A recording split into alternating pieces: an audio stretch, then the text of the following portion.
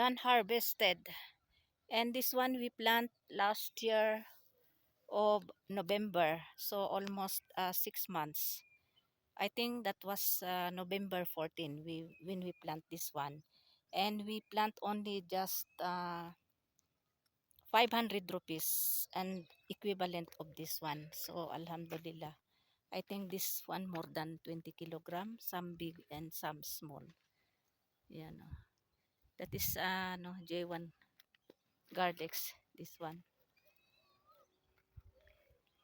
Only little space we plant from here. And when we plant this one, it's like when we plant this kind of like this green chilies like that. Two pieces we plant like this, and then and after 6 months become like this. So Alhamdulillah, we have already to use for cooking or for anything. So I will remove all these spring onions.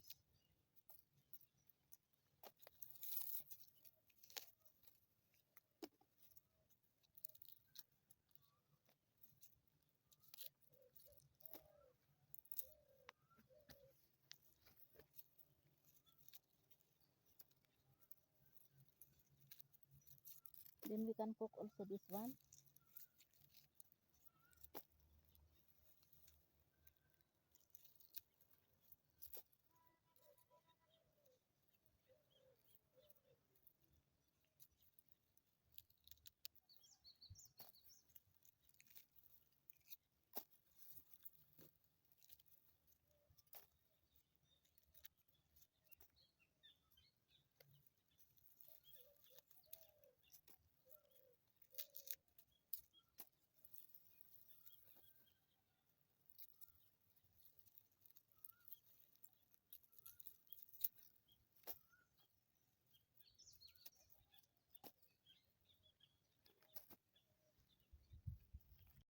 So I remove already all spring onions.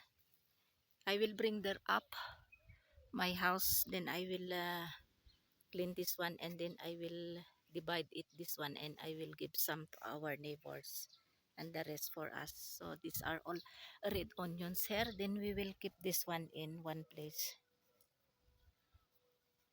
So I will put all this one here in this one sacks here. Then I will bring up. So easy for me to carry. I clean already this one. You see. And this one is for our goats. So I will give this one. I will divide this one and I will give to our neighbors.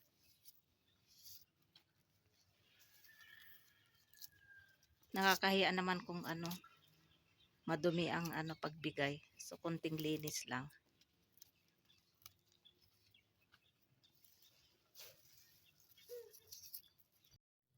So ito na ano ko na, linis ko na konti. So ito na hati-hati ko na. So ito lahat yung aking ano ibibigay sa mga kapitbahayan. 1, 2, 3, 4, 5, 6. Ito sa amin at saka doon sa taas namin. So ayan. So ano i-distribute ko na kasi ano rain is coming. Baka lutuin din nila pang ulam for dinner.